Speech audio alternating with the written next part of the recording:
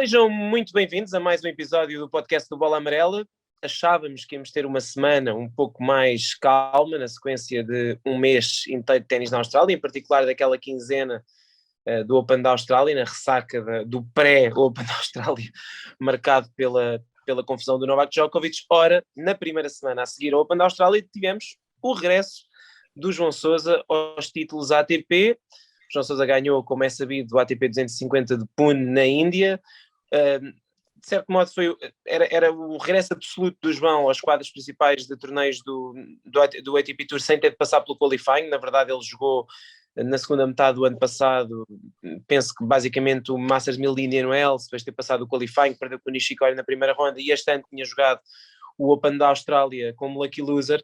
A verdade é que logo num torneio que, evidentemente, por ter um cut-off mais baixo, em que ele entrou diretamente pela primeira vez ao fim destes meses todos, ganhou não só o seu primeiro encontro em ATPs desde há 10 meses, como acabou por ser campeão. Enfim, vou passar-vos já a palavra. Certamente partilham esta alegria que, enfim, todas as pessoas que gostam de ténis em Portugal partilham.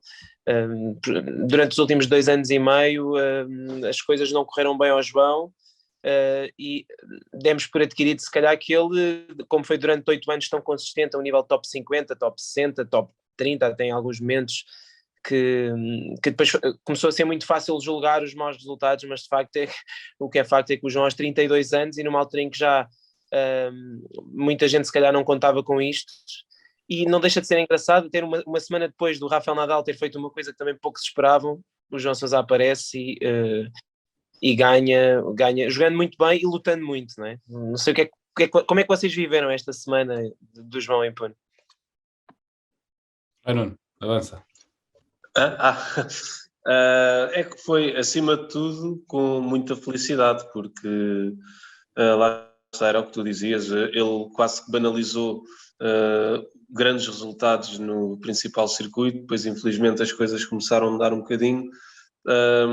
Ele, de certa forma, demorou algum tempo a aceitar esses maus resultados e baixar de patamar para o circuito Challenger. Eu acho que aí foi um dos fatores mais decisivos para ele conseguir regressar ao melhor nível, jogar o circuito Challenger para recuperar confiança.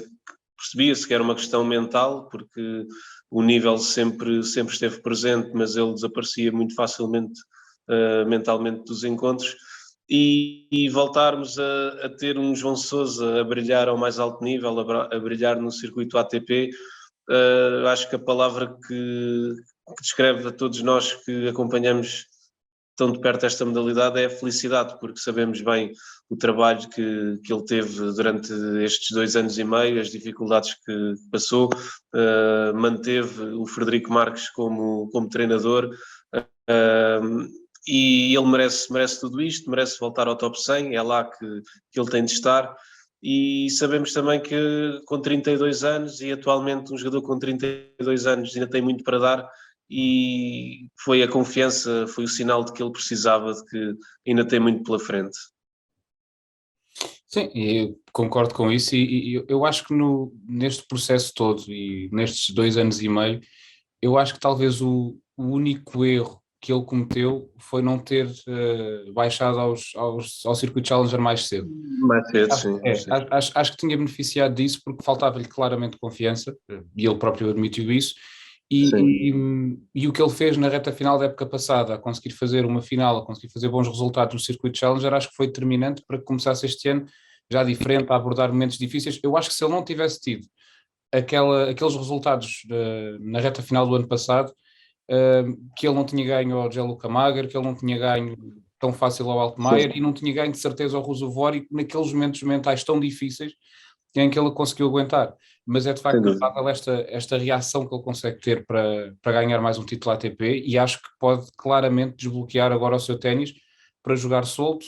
Libertou-se da pressão que ele tinha e de fantasmas que já tinha na cabeça, porque não conseguia soltar-se tudo isto, liberta-se, e agora quem sabe onde é que ele pode chegar. E eu acho, tu falaste do Rafael Nadal, e eu acho que o Nadal inspirou o Kelly Slater, inspirou o João Sousa, e empurra aqui, de facto, faz as pessoas acreditar que, pá, se ele consegue, porque é que eu não hei de conseguir? Não a mesma coisa, mas dentro das lutas de cada um. por isso eu acho que foi notável e foi de facto muito bom ver isto acontecer, porque nós sabemos bem o que o João sofreu e tendo em conta a quantidade de vezes que ele disse que lhe passou muita coisa pela cabeça, tenho a certeza que ele chegou a pensar em acabar a carreira e deixar o ténis, e é muito bom ver que não seguiu por aí, baixou a cabeça, continuou a lutar, manteve o Frederico Marques com ele e juntos conseguem isto que é brilhante, é incrível.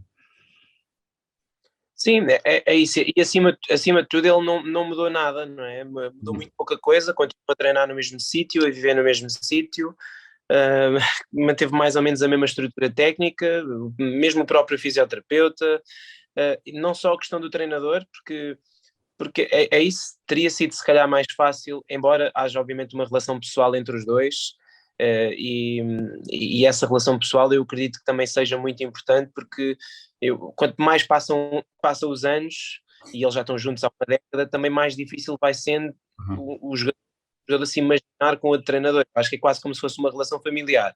Mas efetivamente ele podia ter, até por essa razão familiar, com a relação quase familiar que ele tem com o Fred, ele podia ter sido o mais honesto possível e ter dito que, pá, pelo menos podia ter ido experimentar outra coisa.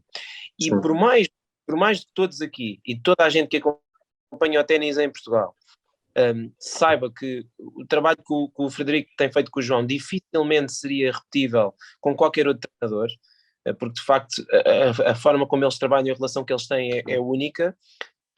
Todos nós ainda assim, provavelmente até as pessoas mais próximas do João e as pessoas mais próximas do Fred, ter-lhes dito, epá, mas se calhar não acham que era melhor experimentarem outra coisa. É perfeitamente legítimo quando estás muito tempo sem ganhar e muito tempo, o que o João parecia muitas vezes em campo, chegou ali a haver fases no pós-Covid, no pós-paragem Covid, ali no final do 20, eu lembro-me que ele em Roland Garros perdeu completamente, perdeu um encontro de forma clara na primeira ronda, sinceramente já nem me lembro bem com quem, acho que foi com aquele eslovaco. Não, isso foi antes. Uma coisa assim, na primeira ronda de Roland Garros ele perdeu claramente, jogando muito, muito mal, e ele dizia-me na altura, na conferência de imprensa que até fizemos, porque o torneio era remoto via Teams, ele dizia, pá, eu não sei o que é que se passa, porque eu até treino bem, mas depois vou para o campo e pá, não me sinto bem a fazer aquilo que estou a fazer, e eu acho que teve muito a ver com isso, com confiança, mas não só, eu acho que houve ali uma fase em que do ponto de vista físico provavelmente o João não conseguia dar aquilo que desejaria. O seu jogo é muito baseado na disponibilidade física e no jogo de pés, não é? Se o jogo de pés dele não estiver tão rápido como é que se não só vir os pés dele a mexer, ele não consegue normalmente preparar a direita da forma como ele gosta. Por outro lado, também me parece que está a bater melhor a esquerda. É óbvio que a esquerda nunca vai ser uma arma, mas se ele conseguir aguentar as trocas de bola com a esquerda, fica menos dependente da direita e depois todo o campo parece mais pequeno, não é? E desenvolveu bem a esquerda em slice também. Eu acho que sim. Eu acho que tem-se aguentado bem de esquerda e depois isso ajuda a depois não esteja tão dependente de andar a fugir à esquerda para bater a direita, que era o grande problema, que tem sido o grande problema, acho eu, dos últimos tempos. Também serviu bastante bem ao longo de toda a semana, talvez ali a exceção tenha sido o encontro do Imer, que talvez tenha sido o pior encontro dele toda a semana, mas mesmo assim chegou à hora da verdade e ele conseguiu agarrar-se, especialmente naquela reta final do terceiro set, subir o nível e vencer. Mas sobre isso dos challengers é muito engraçado porque o que eu acho que essencialmente aconteceu é que o João tentou forçar ao máximo, enquanto teve ranking para ir para estar em ATPs, estava em ATPs, porque na verdade, se formos ver bem, a diferença de nível também não é assim tão grande. É evidente que nos Challengers vais conseguir jogar mal e ganhar alguns encontros, mas ele o ano passado jogou Challengers que não eram num nível muito diferente deste ATP e de alguns ATPs que vamos ver ao longo do ano. Aquele Challengers faz final e que perde com o primeiro, que perde com o Nakashima, ele fez final em 2, mas o primeiro, o de França, indoor, era um challenger fortíssimo, que tinha vários jogadores do top 100, por isso... Até tinha mais público em Pune. Sim, exatamente, se bem que Pune até estava bem no fim de semana, porque eles estavam ainda algo limitados por causa do Covid.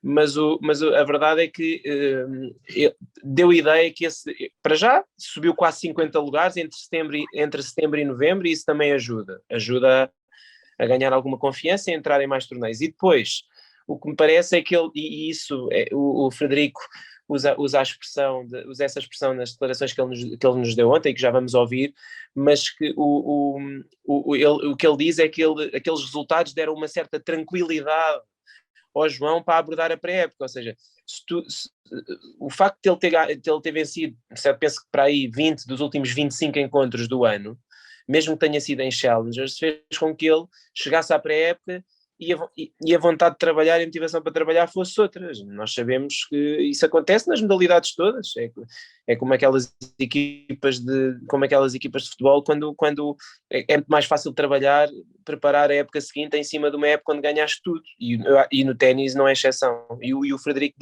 referiu-nos isso e eu achei muito curioso, porque ele diz que deu-lhe uma certa, o facto de ter ganho muitos encontros, deu-lhe uma certa tranquilidade para trabalhar sem grande stress e saber que mais tarde ou mais cedo estes resultados iam aparecer em ATPs. Eu sinceramente não esperava que aparecessem tão cedo, o Fred e o João acho que também não, mas ainda bem que apareceram. Também, de propósito, então eu vou partilhar aqui esse trecho da conversa que tiveste com o Frederico depois do título, que são declarações fortes e que mostram de facto como foi importante isto que eles conseguiram.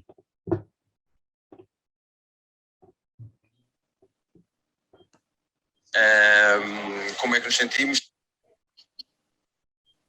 Sentimos que...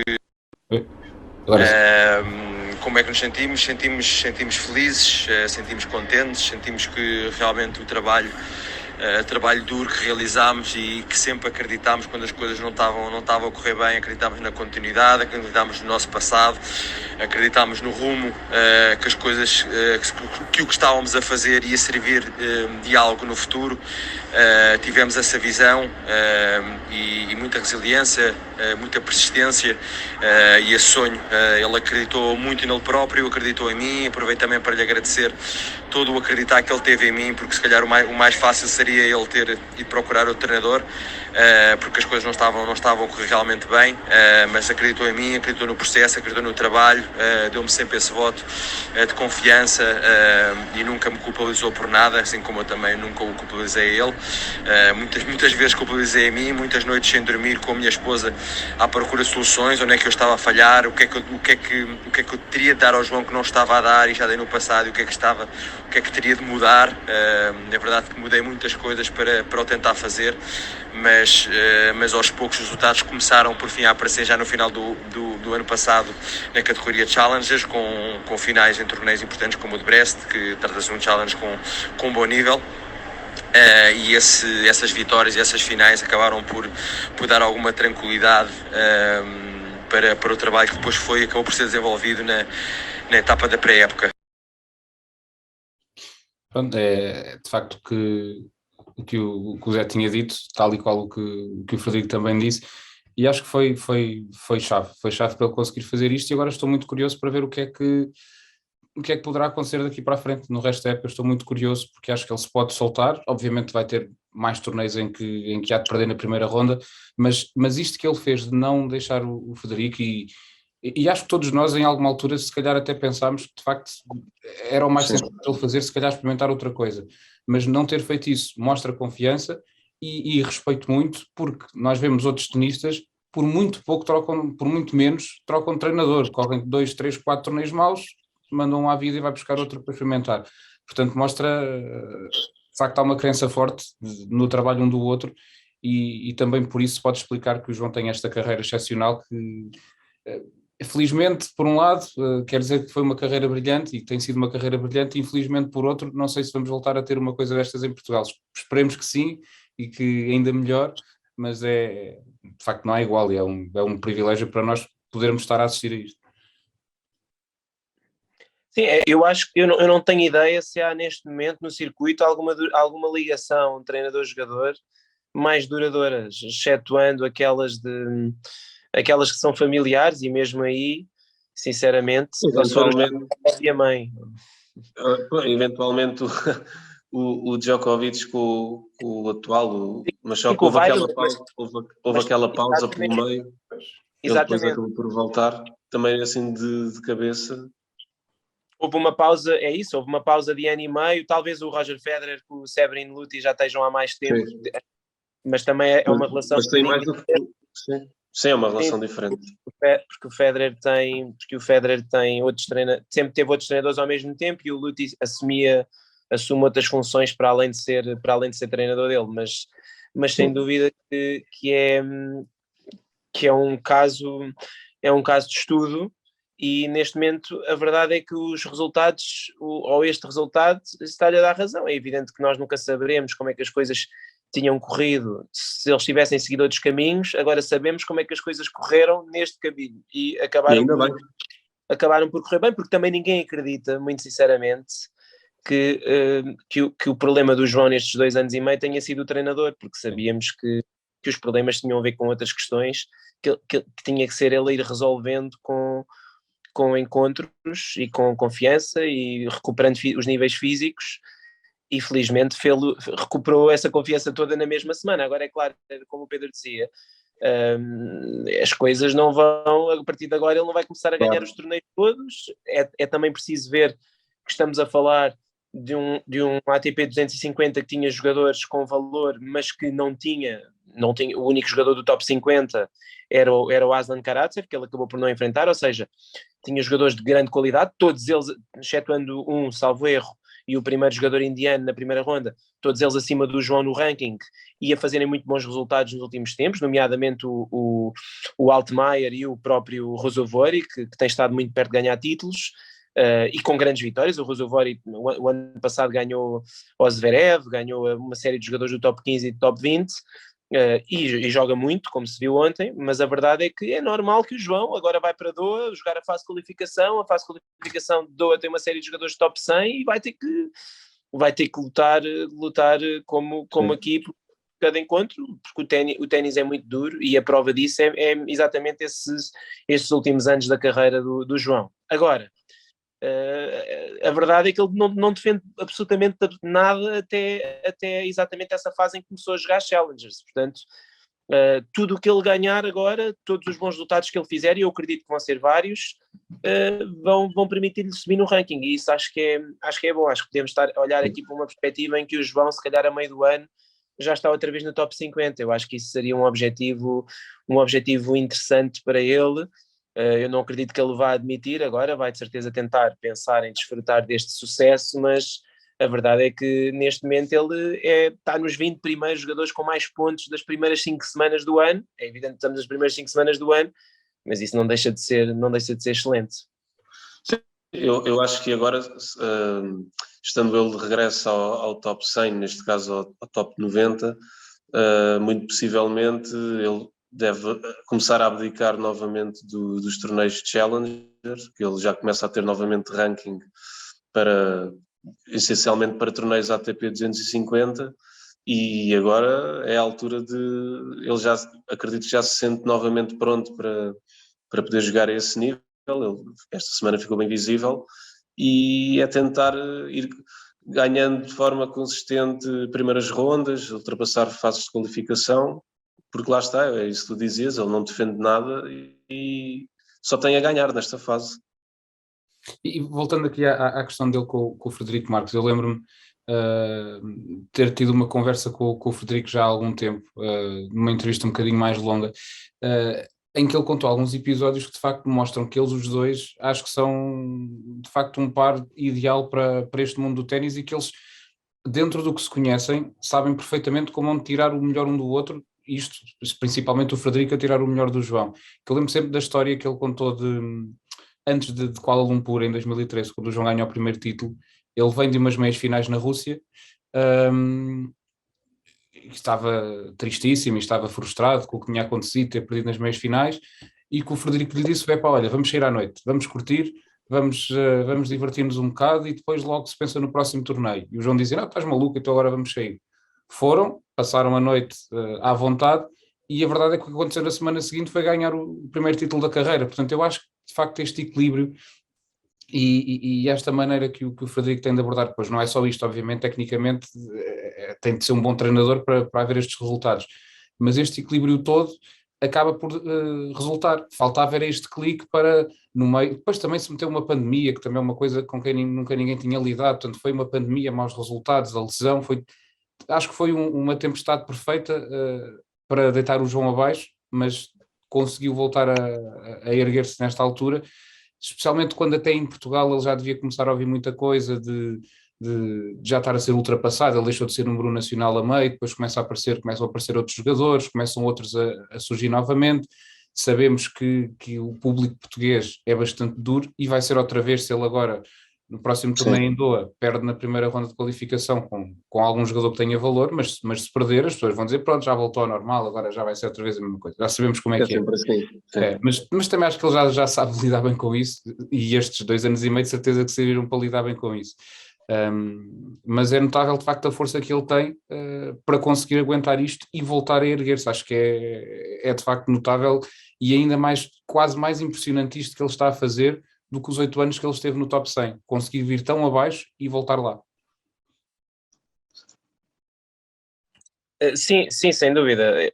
Lá está, porque não tem a ver muito com não tem a ver muito propriamente. É evidente que a lesão foi grave, foi mais grave até do que na altura se pensou, e isso que dizes do Covid faz muito sentido, porque aquilo, quando ele estava a começar a recuperar, apareceu a pandemia e o circuito parou durante 5 meses, e eu não creio que. É evidente que naquele momento eu acho que ali deve ter havido uma indecisão sobre realmente o que fazer, porque se tentava recuperar a 100%, se fazia treinos em corte. Eu lembro que na altura eles estavam um bocadinho indecisos, e o João, quando aparece naquele circuito sénior da federação, se bem se lembram, não parecia o mesmo jogador, mexia-se muito devagar, a bola não andava, e depois aquilo arrastou-se, e eu acho que não era uma questão só anímica, era uma questão essencialmente física.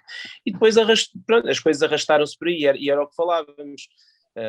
O nível, tu baixas para qualificações da ATP, o nível continua alto, continua a ser muito difícil ganhar encontros, e vais aos Challengers e às vezes continua a ser difícil ganhar encontros. Felizmente, por acaso, a descida aos Challengers do João até teve um impacto quase automaticamente positivo nos seus resultados, ainda que ele tenha na mesma defrontado jogadores de qualidade. Basta ver alguns jogadores que ele defrontou nesses 2 Challengers em que chegou à final, e nas finais defrontou o Nakashima, e penso que o Molkan, o outro da Finlândia, ou seja, jogadores que são top 100.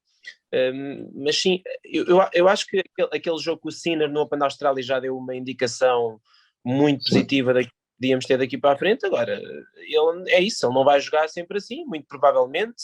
Vamos ter condições de jogo diferentes, vamos ter adversários diferentes. Agora, isto já ninguém tira, não é? Hoje nós publicamos aquele artigo dos jogadores com 4 ou mais títulos no circuito ATP em atividade, sendo que alguns deles até já estão mais retirados do que outra coisa, o Tommy Robredo, por exemplo, mas de facto estamos a falar, ou o próprio Thomas Bellucci, que foi o melhor jogador brasileiro pós-Guga, e que também tem 4 títulos, mas de facto estamos a falar de um lote de jogadores incrível. Quer dizer, só há 30 e tal jogadores no mundo em atividade com mais títulos do que o João Sousa, e isso, já para não falar depois em todos os outros registros de consistência. Ele é dos 30 jogadores do mundo que tem mais semanas no top 100, dos que tem mais vitórias, do que tem mais quartos de final, meias final, enfim. É evidente que era isso que dizias, são registros incríveis, e este é mais um, e eu acredito que não vai ser o último.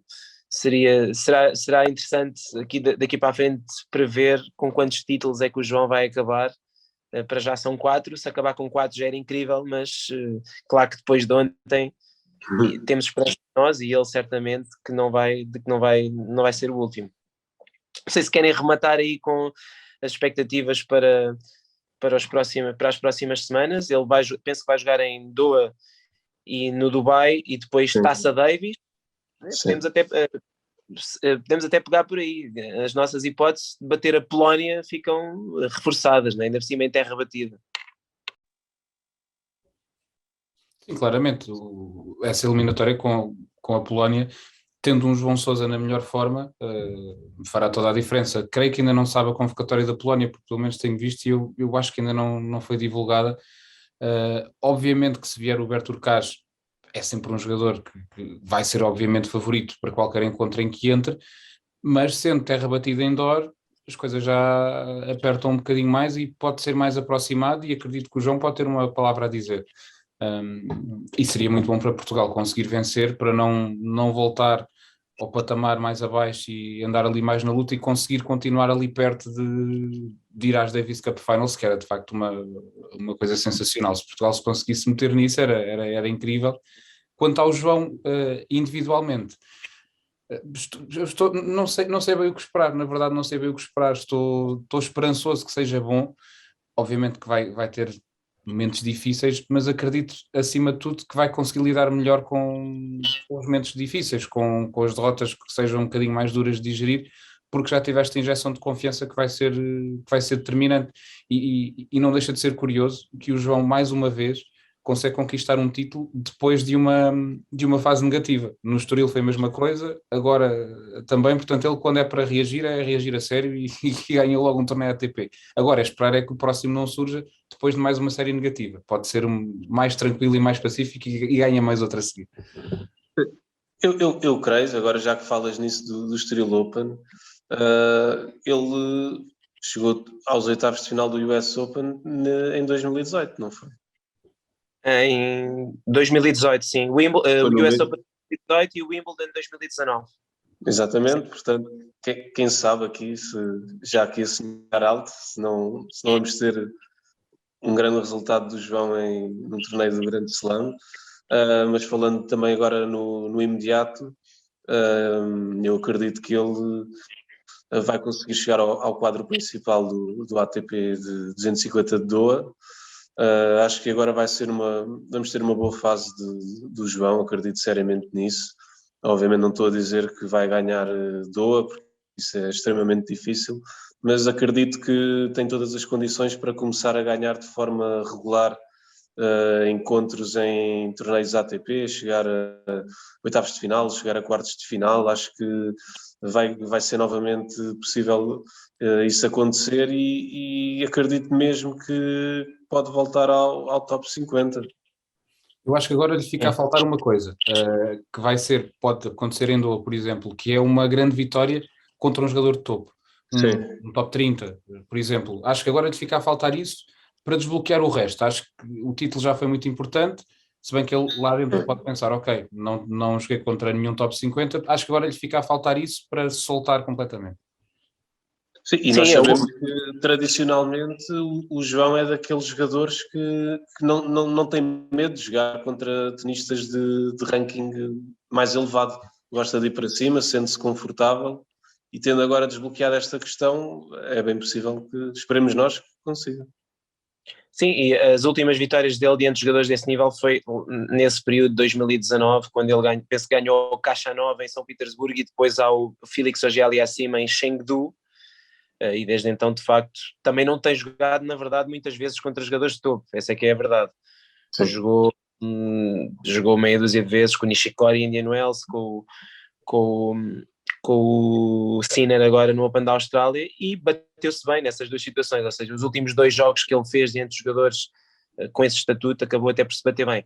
Só antes de fecharmos, e sobre aquilo que disseste dele, normalmente vir de ganhar títulos em momentos difíceis da carreira, e ele fala normalmente também passando por dificuldades durante os torneios. Portanto, ele salvou o match point na segunda ronda do Estoril Open contra o Pedro Sousa, até acho que mais do que para perder em 2 sets, e agora com o Elias Zimmer outra vez, já tinha acontecido também na final do seu primeiro título ATP, ou seja, 3 dos 4 títulos ATP do João foram alcançados a partir de match point abaixo, o que eu também acho que diz muito sobre o jogador, e mais do que isso sobre a pessoa. E também acho que é esse tipo de estatísticas, até mais do que qualquer outra coisa, que nos dão a esperança de que ele, independentemente das adversidades, enquanto quiser continuar a jogar ténis, há que sempre contar com ele para continuar a ganhar coisas. Foi de facto mais uma semana histórica para o ténis português. Nós muito provavelmente vamos ter algumas novidades nos próximos dias aqui no que é o podcast Diz Respeito, mas para já pedimos a todos os leitores para continuarem a acompanhar-nos no site, nas plataformas. Na semana passada falámos aqui que tivemos um mês de janeiro incrível, a primeira semana de fevereiro também foi também foi incrível e depende, obviamente, das pessoas aí em casa continuarem a seguir-nos para continuarmos a ser lidos por muitos milhares e milhões de pessoas nos semanas que aí vêm. Achávamos que íamos ter uma semana pacífica com 3 torneios ATP relativamente pouco interessantes do ponto de vista do elenco, e afinal título ATP para o ténis.